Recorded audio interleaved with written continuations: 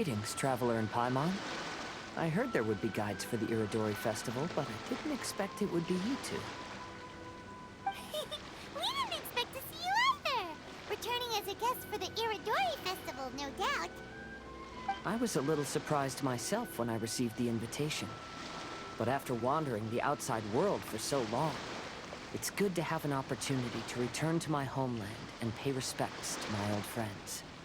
Kazuma, when we saw you in the distance just now, you seemed to be looking for something. What happened? Ah, yes. You see, when I came off the boat with everyone just now, I suddenly heard light footsteps around me. I could tell they were not footsteps of a regular passenger. But by the time I turned around, the person had already disappeared.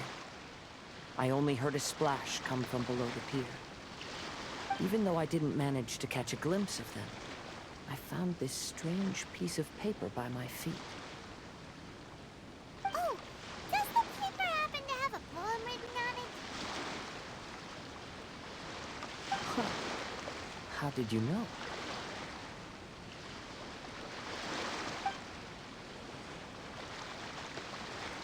Fascinating. It's almost hard to believe such things could happen. Sure, here it is. Please, have a look. Last time, Aoi no Okina's poem ended with a reference to Akihito. And sure enough, this is a story about him. The story this time basically says that Akihito got his name from his love of red seals. However, the Shogun discovered that he had committed plagiarism, and he was soon exiled. Well, if Paimon were to rate today's story, it sounds pretty unfortunate.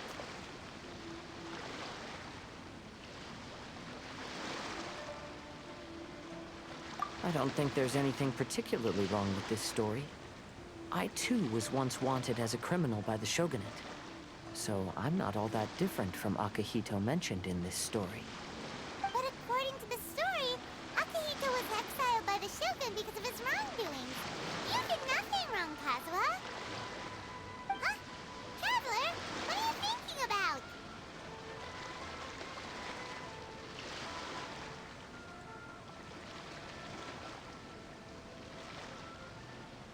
Ah, by the way, you mentioned that your friend has been struggling because he's unable to sign his name quickly, right? In Liyue and Inazuma, there is a saying, that which has been stamped has also been signed. Perhaps using a seal could be a feasible solution. While sailing at sea, I sometimes carve things to pass the time. If you wish to create a stamp for his seal, I might be able to help. Wow, that's an idea! Quick, let's go tell Albedo!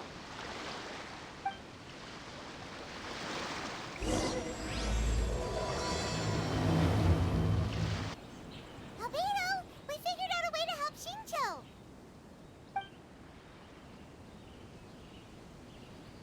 Interesting. A story of the 5 Kasen appears again, and with a timely solution. Stamped seal, huh? Let me think. Indeed, it is an efficient solution. If we use a stamp, then Xingqiu won't have to struggle with his handwriting anymore. However...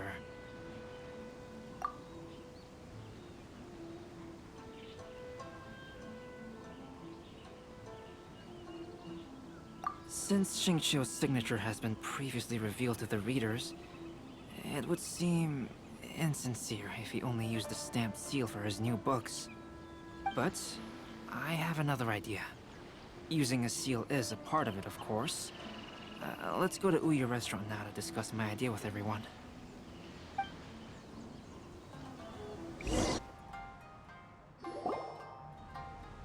Yes, that's it, Jinyu. Your writing has greatly improved today, which means yesterday's intensive training was effective. My apologies, but I simply can't do it anymore. My hands are so sore that I can't even move them anymore. I should have known better than to read novels during calligraphy class. You just had a 10-minute break. Come on, you can do this. When it comes to pushing a deadline, there's no one more brutal than Mr. Hirayama. No wonder Lady Yai would always send the editorial director to handle troublesome authors. Whoa, this is getting scary. It hasn't even been that long and Shincho's already zombified.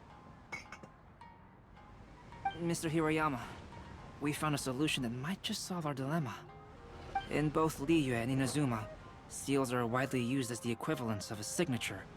If we use a stamp to leave the author's seal on the books, then we could make the signature process a lot easier. Of course, a seal on its own is not enough. So, I propose that each signature consists of 2 parts. First, we'll use a personalized seal. We can simply carve one using Chenyu's signature as the design. In addition, I'll also design a simple but elegant pattern that's easy for Chenyu to write. That way, he will only need to draw a simple pattern on each book. Let me think. All right, I think that would work. Not only does it still involve the author's own handwriting, but the result should be very beautiful as well. So, what you mean to say is, I've been saved from this predicament? Mr. Hirayama, it suddenly occurred to me that the reason we gave up on live book signings previously was because it would take too long for the author to sign each book. But if we adopted Calx's proposed method, we might have enough time to do signatures at the live event. And if all the authors signed their books in the same fashion, then Genyu's signature wouldn't look out of place.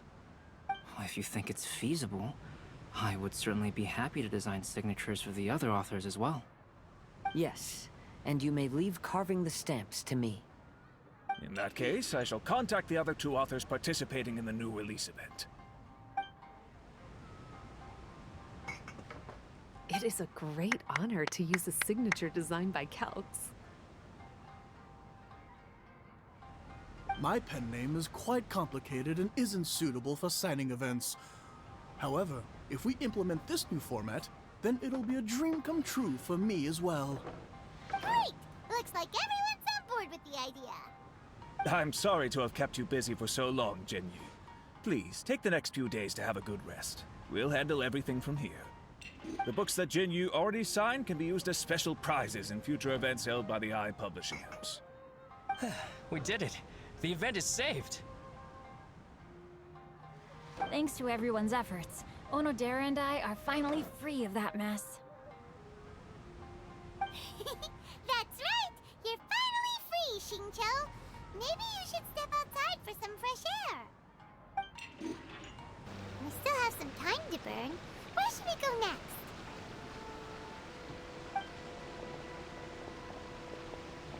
Traveler, there you are.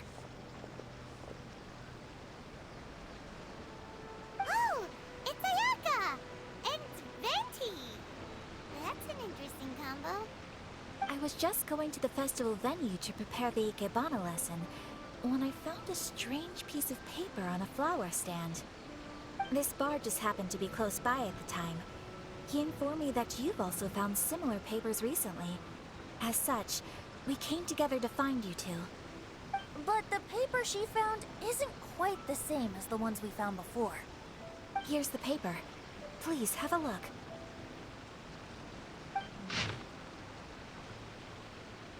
Huh. All the poems we found before were roughly the same length. But this one is only 2 lines. And even though there are only 2 short sentences, neither of them are next to the title or centered on the page. The position of the writing seems to indicate that there is other content written on this paper besides these 2 lines. If we take the poem literally, it reads, "Dip this paper in water and see the truth naturally appear." Speaking of which, I have an ancient text at home, specializing in ancient and exotic stories.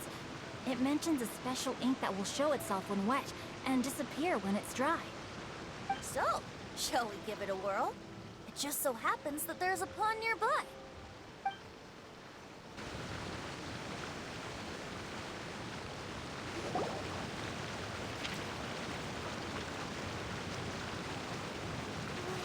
Look, it's really working!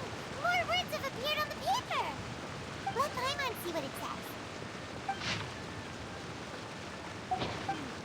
The story says that after Sumizomi got got the collection of poems from Akihito and put them into a stream of water, the plagiarized words in the poem became blurry. Why would that happen? You see, Paimon, in the past, when printing was not yet well developed, handwritten text could easily become smudged in books when exposed to moisture. To ensure the text lasted longer, they'd either write using a special ink or coat the paper's surface with a waterproof coating once the writing was finished. Such special inks are time-consuming and laborious to produce, and the waterproof coating could also prove just as difficult.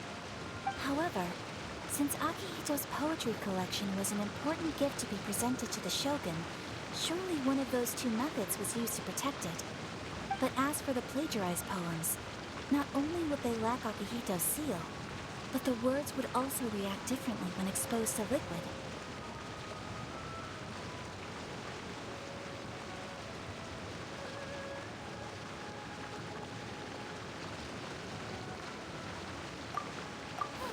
Which means Akihito didn't plagiarize his work.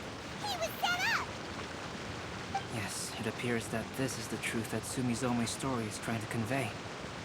Although the story is saddening, I've decided on the subjects to use for Akihito and Sumizome's portraits. Kazuha, Ayaka, would you be willing to be the models for my paintings?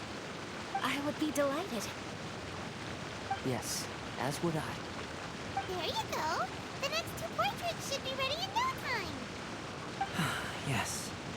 And now that all 4 stories have all been collected, the story of the 5 Kasen is now fully completed.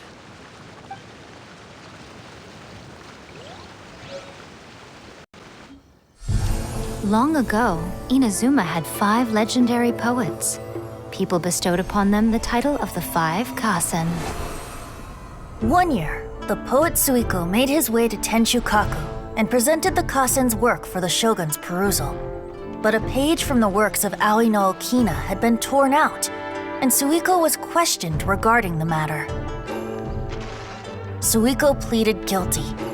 He admitted to drinking at the tavern the night before, and vaguely recalled a mysterious figure approaching while he was intoxicated. That figure was none other than Aoi no Okina himself. This turn of events had begun with an unnamed individual, under whose coercion, Aoi no Okina was forced to take drastic measures to retrieve a page of poetry. He knew nothing of this individual's true intentions. All he knew was that the poem had to do with an old acquaintance, Akihito. Akihito had once belonged to the 5 Kasen. Each poem he composed, he marked with a scarlet red seal, hence the Aka in his name. Such a distinguished writer was he, and yet one of the poems he had submitted the previous year was found to be plagiarized. Akihito was exiled for his crimes, and only 4 of the 5 Kasen remained. Sumizome went over Akihito's poems and noticed that the plagiarized poem lacked his seal. She immersed his poetry in a stream nearby, and only on the plagiarized poem did the ink run. Aoi no Okina passed by and witnessed Sumizome's doing, which he then recorded in a poem. Thus transpired the events of Suiko's poetry submission, and this is where the story comes to an end.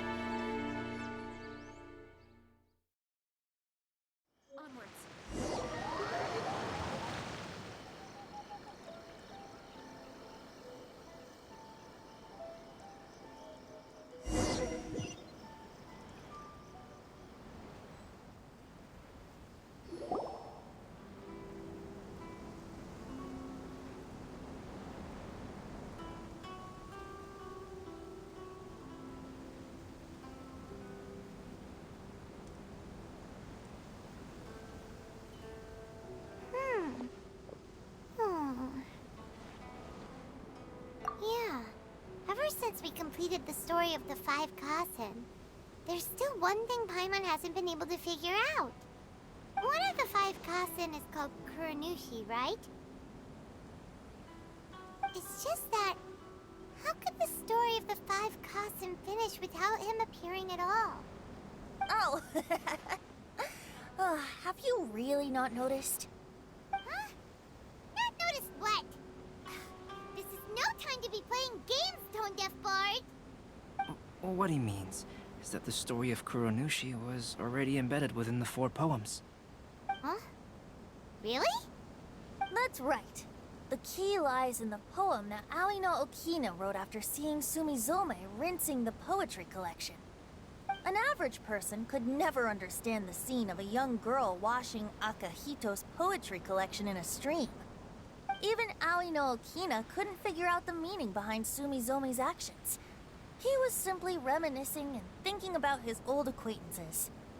However, for the perpetrator who framed Akahito, it was completely obvious. He was worried that if this poem was seen by the Shogun, then the Shogun could discover the truth behind the plagiarism incident. If that happened, then he'd be finished. So, in desperation, he threatened Aoi no Okina to make him tear out this poem. Which means the one who threatened Aoi no Okina is the same person that framed Akahito.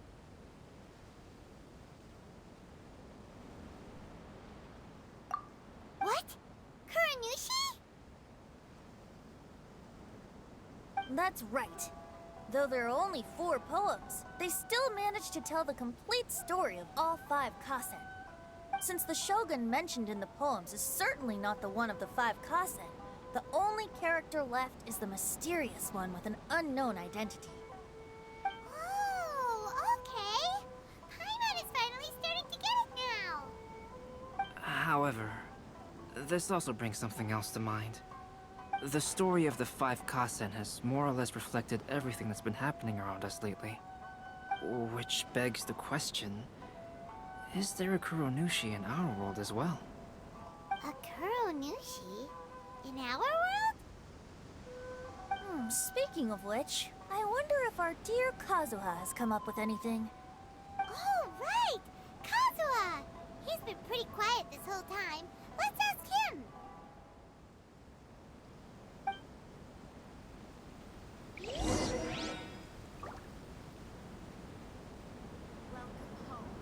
sure you get in line early to buy your special edition drinks!